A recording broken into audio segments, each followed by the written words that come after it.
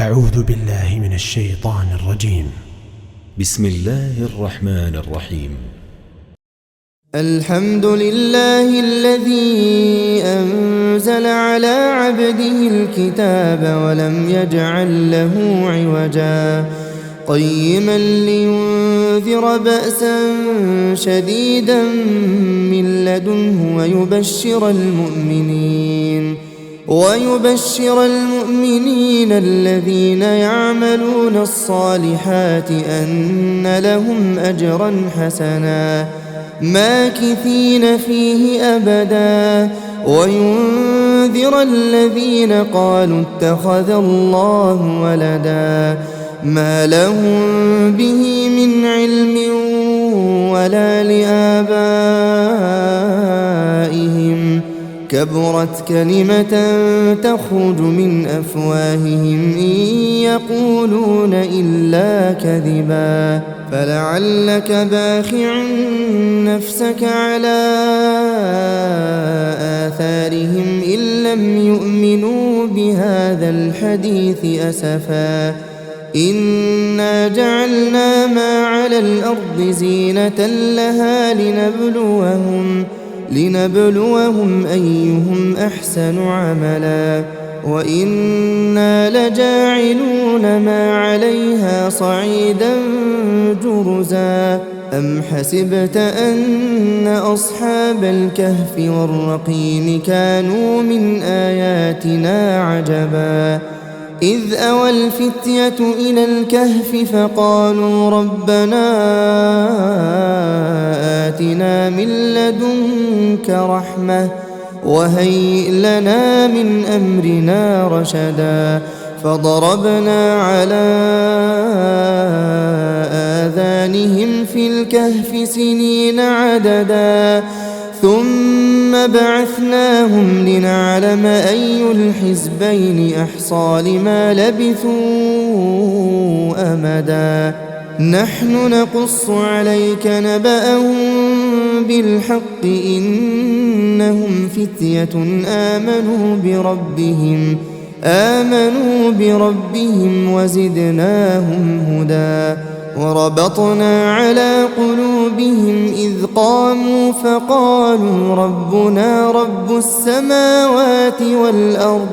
لن ندعو من دونه إلها لقد قلنا إذا شططا هؤلاء قوم اتخذوا من دونه آلهة لولا يأتون عليهم بسلطان بين فمن أظلم ممن افترى على الله كذبا وإذ اعتزلتموهم وما يعبدون إلا الله فأووا إلى الكهف ينشر لكم ربكم من رحمته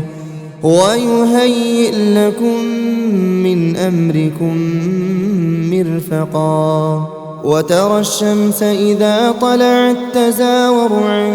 كهفهم ذات اليمين وإذا غربت تقرضهم ذات الشمال وهم في فجوة منه ذلك من آيات الله من يهد الله فهو المهتد ومن يضلل فلن تجد له وليا مرشدا وتحسبهم أيقاظا وهم رقود ونقلبهم ذات اليمين وذات الشمال وكلبهم باسط ذراعيه بالوصيد لو اطلعت عليهم لوليت منهم فرارا ولملئت منهم رعبا وكذلك بعثناهم ليتساءلوا بينهم قال قائل منهم كم لبثتم قالوا لبثنا يوما أو بعض يوم قالوا ربكم أعلم بما لبثتم فابعثوا أحدكم بورقكم هذه إلى المدينة فلينظر أيها أزكى طعاما فليأتكم برزق منه وليتلطف ولا يشعرن بكم أحدا إنهم إن يظهروا عليكم يرجموكم أو يعيدوكم في ملتهم ولن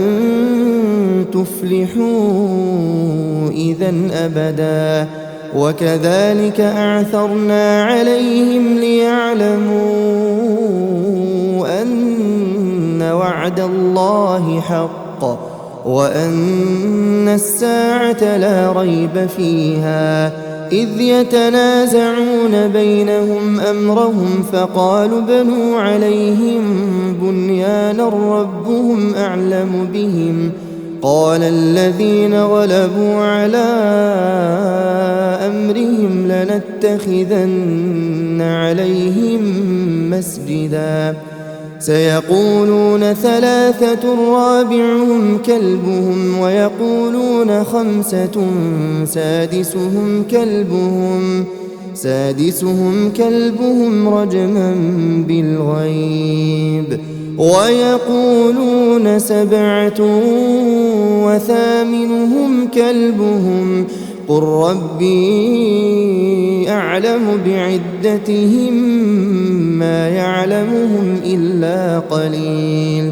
فلا تمار فيهم إلا مراء ظاهرا ولا تستفت فيهم منهم أحدا ولا تقولن لشيء إني فاعل ذلك غدا إلا أن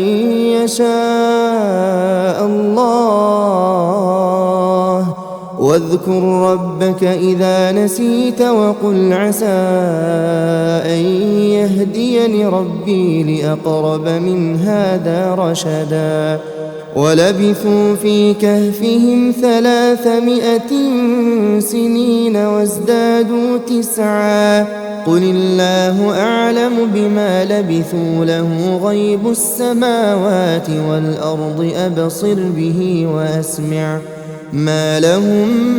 من دونه من ولي ولا يشرك في حكمه أحدا واتل ما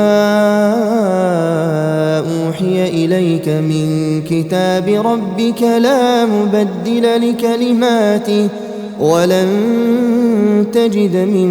دونه ملتحدا واصبر نفسك مع الذين يدعون ربهم بالغداة والعشي يريدون وجهه ولا تعد عيناك عنهم تريد زينة الحياة الدنيا ولا تطع من أغفلنا قلبه عن ذكرنا واتبع هواه وكان أمره فرطا وقل الحق من ربكم فمن شاء فليؤمن ومن شاء فليكفر إنا أعتدنا للظالمين نارا أحاط بهم سرادقها وإن يستغيثوا يغاثوا بماء كالمهل يشوي الوجوه بئس الشراب وساءت مرتفقا إن الذين آمنوا وعملوا الصالحات إنا لا نضيع أجر من أحسن عملا أولئك لهم جنات عدن تجري من تحتهم الأنهار يحلون فيها من أساور من ذهب ويلبسون ثيابا خضرا من سندس واستبرق متكئين فيها على الأرائك نعم الثواب وحسنت مرتفقا واضرب لهم مثل الرجلين جعلنا لأحدهما جنتين من أعناب وحففناهما بنخل وجعلنا بينهما زرعا كلتا الجنتين آتت أكلها ولم تظلم منه شيئا وفجرنا خلالهما نهرا وكان له ثمر فقال لصاحبه وهو يحاوره أنا أكثر منك مالا وأعز نفرا ودخل جنته وهو ظالم لنفسه قال ما أظن أن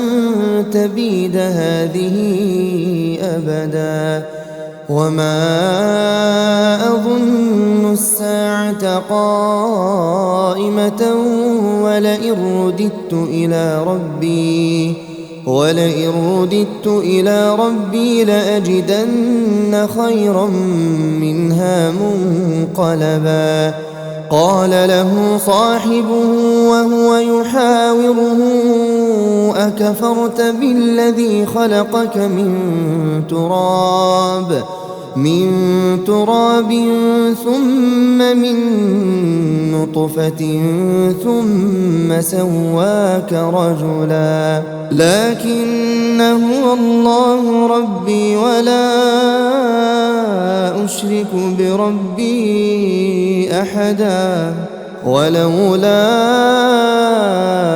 إذ دخلت جنتك قلت ما شاء الله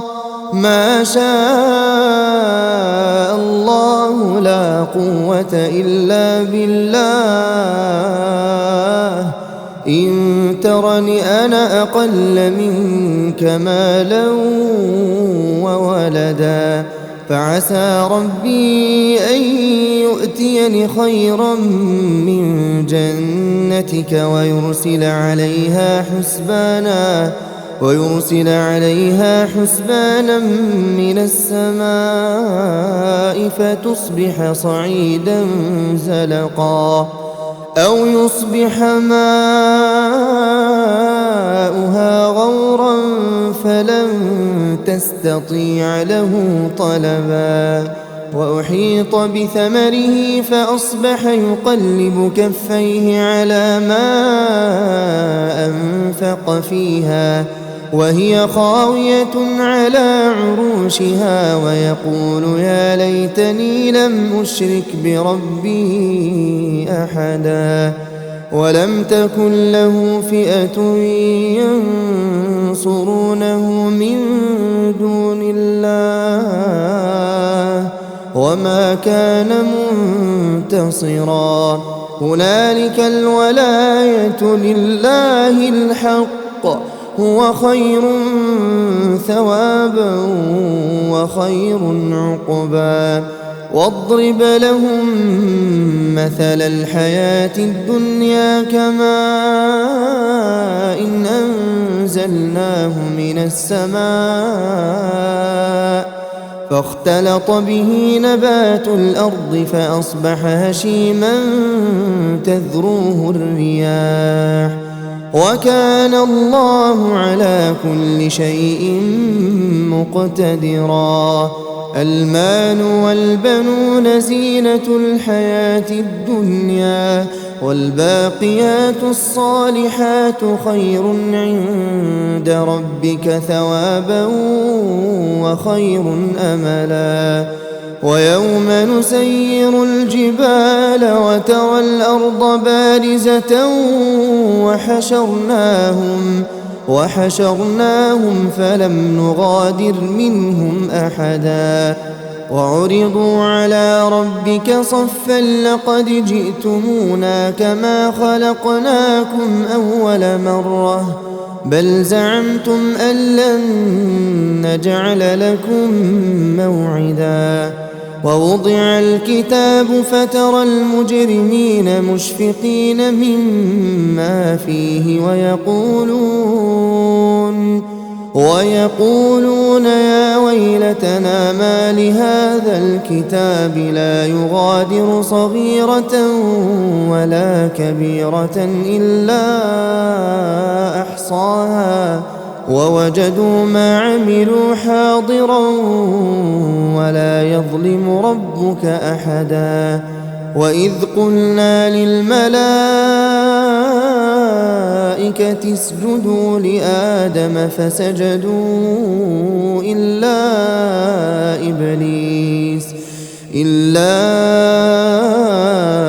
إبليس كان من الجن ففسق عن أمر ربه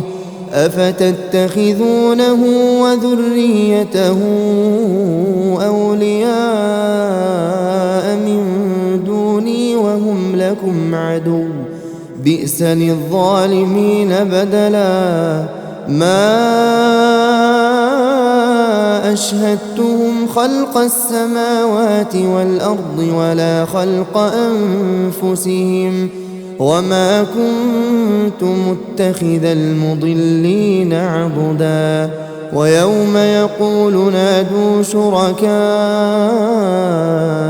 الذين زعمتم فدعوهم فلم يستجيبوا لهم وجعلنا بينهم موبقا ورأى المجرمون النار فظنوا أنهم مواقعوها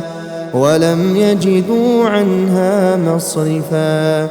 ولقد صرفنا في هذا القرآن للناس من كل مثل وكان الإنسان أكثر شيء جدلا وما منع الناس أن يؤمنوا إذ جاءهم الهدى ويستغفروا ربهم إلا أن تأتيهم سنة الأولين أو يأتيهم العذاب قبلا وما نرسل المرسلين إلا مبشرين ومنذرين ويجادل الذين كفروا بالباطل ليدحضوا به الحق واتخذوا آياتي وما أنذروا هزوا ومن أظلم ممن ذكر بآيات ربه فأعرض عنها ونسي ما قدمت يداه إنا جعلنا على قلوبهم أكنة أن يفقهوه وفي آذانهم وقرا وإن تدعهم إلى الهدى فلن يهتدوا إذا أبدا وربك الغفور ذو الرحمة لو يؤاخذهم بما كسبوا لعجل لهم العذاب بل لهم موعد لن يجدوا من دونه موئلا وتلك القرى أهلكناهم لما ظلموا وجعلنا لمهلكهم موعدا وإذ قال موسى لفتاه لا أبرح حتى أبلغ مجمع البحرين حتى أبلغ مجمع البحرين أو أمضي حقبا فلما بلغا مجمع بينهما نسيا حوتهما فاتخذ سبيله في البحر سربا فلما جاوزا قال لفتاه آتنا غداءنا لقد لقينا من سفرنا هذا نصبا قال أرأيت إذ أوينا إلى الصخرة فإني نسيت الحوت وما أنسانيه إلا الشيطان أن أذكره واتخذ سبيله في البحر عجبا قال ذلك ما كنا نبغي فارتدا على آثارهما قصصا فوجدا عبدا من عبادنا آتيناه رحمة من عندنا وعلمناه من لدنا علما قال له موسى هل أتبعك على أن تعلمني مما علمت رشدا قال إنك لن تستطيع معي صبرا وكيف تصبر على ما لم تحط به خبرا قال ستجدني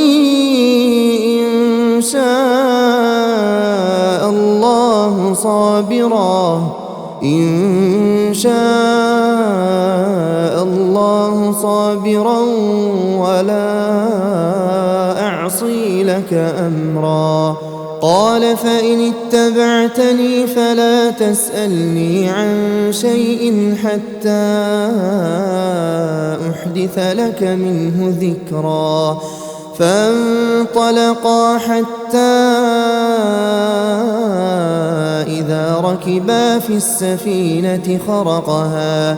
قال أخرقتها لتغرق أهلها لقد جئت شيئا إمرا قال ألم أقل إنك لن تستطيع معي صبرا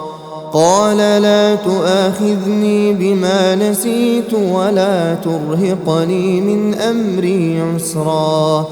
فانطلقا حتى إذا لقيا غلاما فقتله قال أقتلت نفسا زكية بغير نفس لقد جئت شيئا نكرا قال ألم أقل لك إنك لن تستطيع معي صبرا قال إن سألتك عن شيء بعدها فلا تصاحبني قد بلغت من لدني عذرا فانطلقا حتى إذا أتيا أهل قرية استطعما أهلها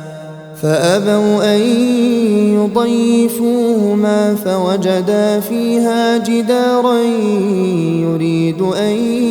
ينقض فأقامه قال لو شئت لاتخذت عليه أجرا قال هذا فراق بيني وبينك سأنبئك بتأويل ما لم تستطع عليه صبرا أما السفينة فكانت لمساكين يعملون في البحر فأردت أن أعيبها وكان وراءهم ملك يأخذ كل سفينة غصبا وأما الغلام فكان أبواه مؤمنين فخشينا أن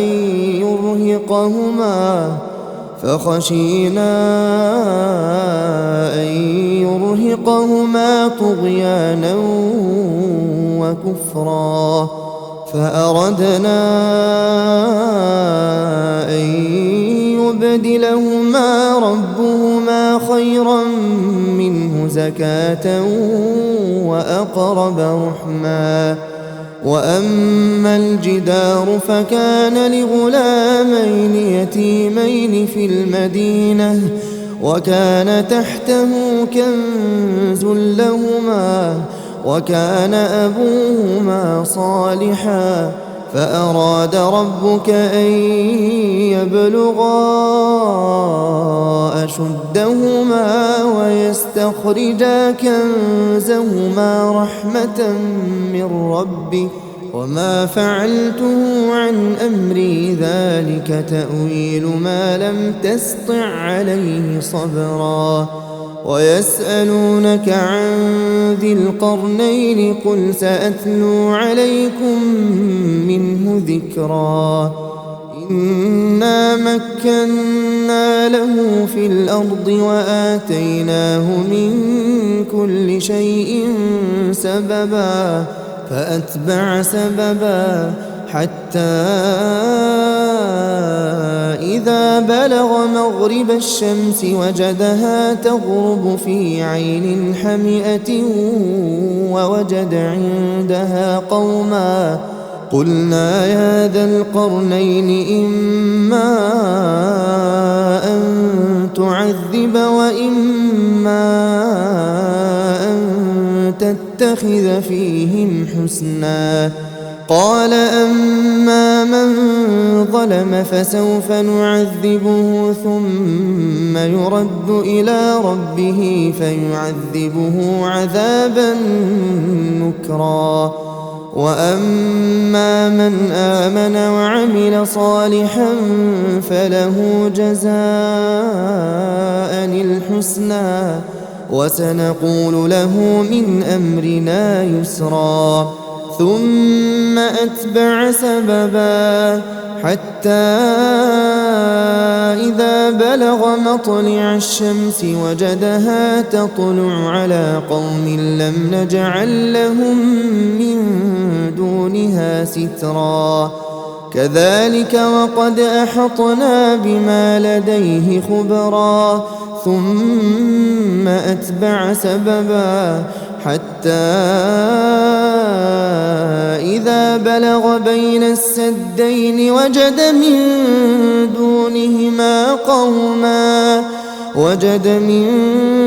دونهما قوما لا يكادون يفقهون قولا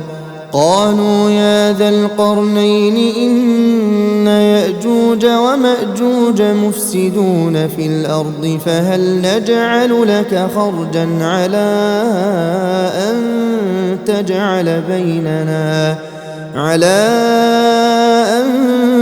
تجعل بيننا وبينهم سدا قال ما مكني فيه ربي خير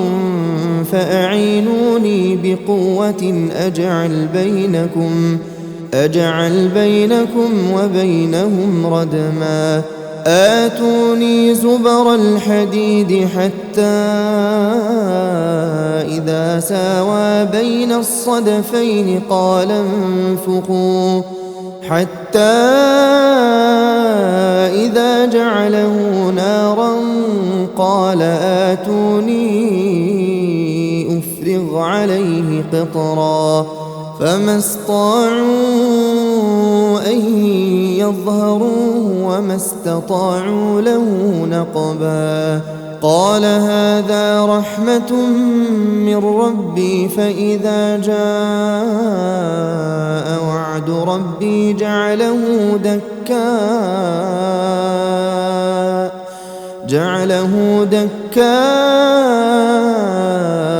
وكان وعد ربي حقا وتركنا بعضهم يومئذ يموج في بعض ونفخ في الصور فجمعناهم جمعا وعرضنا جهنم يومئذ للكافرين عرضا الذين كانت أعينهم في غطاء عن ذكري وكانوا لا يستطيعون سمعا أفحسب الذين كفروا أن يتخذوا عبادي من دوني أولياء إنا أعتدنا جهنم للكافرين نزلا قل هل ننبئكم بالأخسرين أعمالا الذين ضل سعيهم في الحياة الدنيا وهم يحسبون أنهم يحسنون صنعا أولئك الذين كفروا بآيات ربهم ولقائه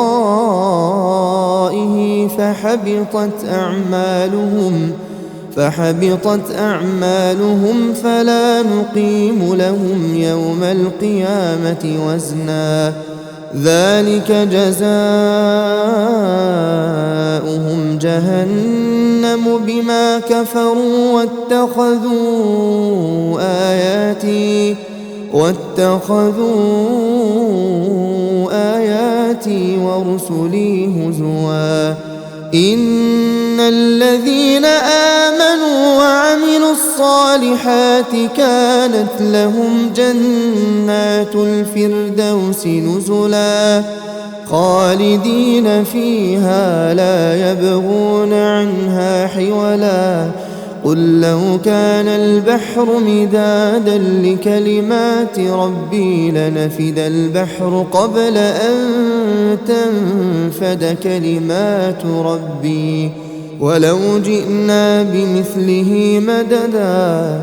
قل إنما أنا بشر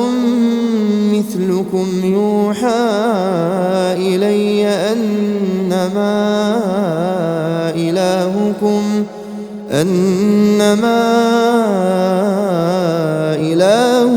إله واحد فمن كان يرجو لقاء ربه فليعمل عملا